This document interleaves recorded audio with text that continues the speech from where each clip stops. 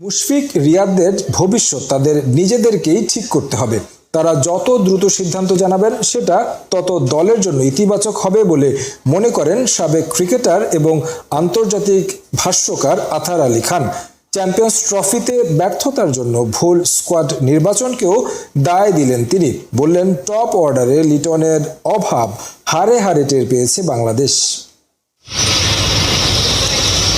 মুশফিকুর রহিম মাহমুদুল্লাহ রিয়াদ বাংলাদেশ দলের most senior campaigner. 17 বছরের বর্ণাঢ্য ক্যারিয়ার তাদের। লাল সবুজের ক্রিকেটে বহু কীর্তিগাথা লেখা হয়েছে তাদের উইলো দিয়ে। আজকের বাংলাদেশ ক্রিকেটের জীবন্ত কিংবদন্তি তারা। কিন্তু সব কিছুরই তো শেষ আছে। যার শুরু আছে তাকে কখনো না কখনো থামতেই হয়। বেশ কিছুদিন ধরেই আলোচনায় বাংলার ক্রিকেটে মুশিরিয়াদেরও থামার সময় এসেছে এবার। কাগজে কলমে বয়সের সীমায় মুশফিক ছাড়িয়েছেন 37 আর রিয়াদ 39।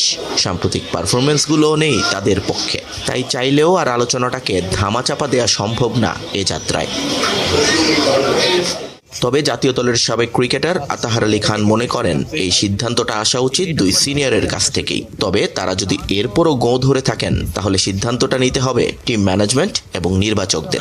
মুশফিকুর রহিম এবং মাহমুদুল্লাহর কাছে যা বিশাল পারফরমেন্স আমরা তাদের মাধ্যমে আমরা পেয়েছি, এবং তাদেরকে নিজস্ব ডিসিশন নিতে হবে কি আসলে তারা কি আরও ইন্টারন্যাশনাল লেভেলে এই ফর্ম্যাটে খেলতে চান কি চান না। তারপরে সিলেক্টরের বিষয়টা আছে, টিম ম্যানেজমেন্টের ব্যাপার আছে, টিম আসলে কি চাচ্ছে। আমি মনে করি কি এখন decision has to come from them, তাদের নিজস্ব ডিসিশনটা আসতে হবে।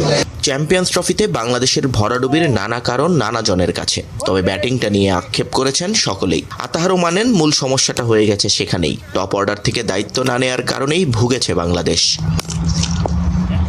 তবে এটা ছাড়াও আরও একটা কারণ আছে তার কাছে। আতাহারের মতে ভুল হয়েছে স্কোয়াড নির্বাচনেও। বৈশ্বিক আসরে প্রতিপক্ষের সেরা বোলারদের সামনে বাংলাদেশ মিস করেছে লিটনের সার্ভিস।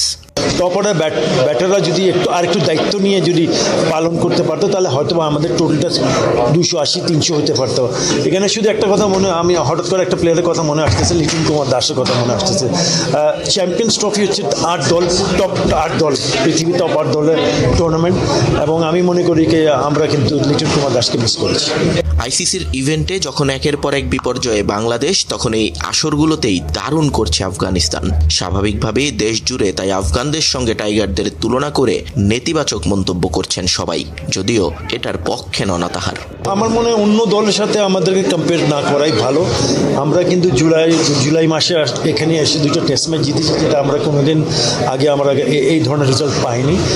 আপ অ্যান্ড ডাউন থাকতে পারে, কিন্তু আসলে একটা ধারাবাহিক একটা কনসিস্টেন্সি দরকার।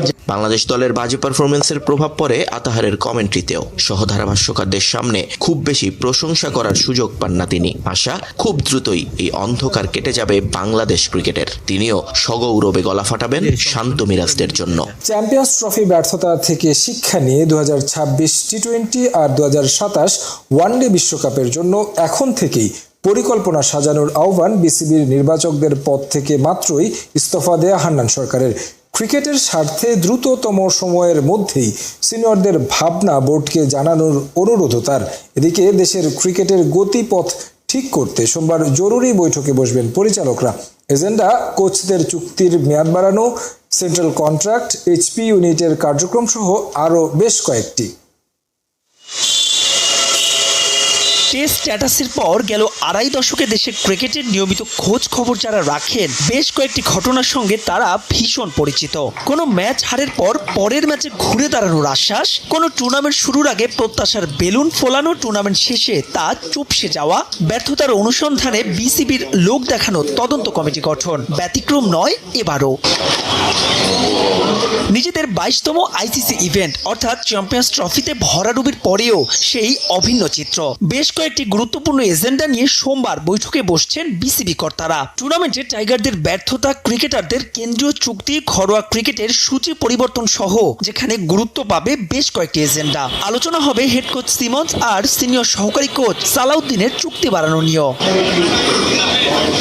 তবে এসব এজেন্ডায় না থাকলেও গুরুত্ব পাবেন দুইজন। টাইগারদের দুই সিনিয়র ক্যাম্পেইনার রিয়াদ আর মুশফিক 2027 বিশ্বকাপ ভাবনায় ওয়ানডে নিয়ে তাদের পরিকল্পনা জানতে চাইবে বোর্ড। ফেব্রুয়ারির 28 তারিখ বিসিবিতে নির্বাচক হিসেবে ছিল হান্নান সরকারের শেষ দিন। এই দুই সিনিয়র ক্রিকেটারকে নিয়ে তার ভাবনাও ছিল স্পষ্ট।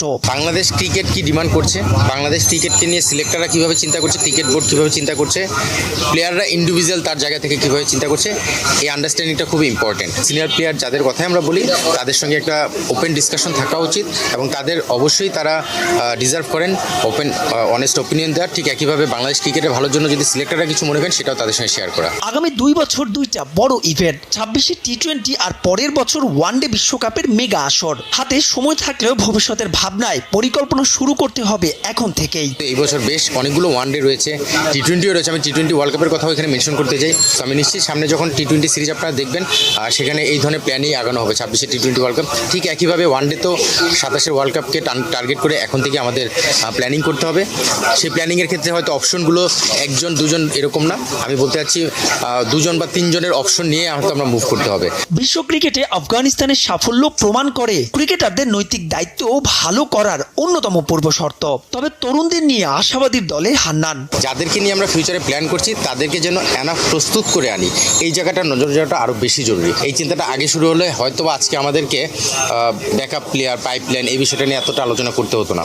তো আমার মনে হয় যে হ্যাঁ, কিছু কিছু সিরিজ বা কিছু কিছু ম্যাচ থাকে যেই ম্যাচে আমরা ন্যাশনাল টিমের পুলটাকে বড় করার ক্ষেত্রে কিছু কিছু জায়গায় চিন্তা ভাবনা করতে পারি। হান্নানের স্থলে আপাতত নির্বাচক হিসেবে কাউকে নিয়োগ দিচ্ছে না বিসিবি। তবে সেখানে আলোচনায় আছেন দুইজন, সাজ্জাদ আহমেদ শিপন আর এহসানুল হক সিজান। গ্রুপ পর্বের শেষ ও নিয়ম রক্ষার ম্যাচের জন্য প্রস্তুতি সারল ভারত ও নিউজিল্যান্ড।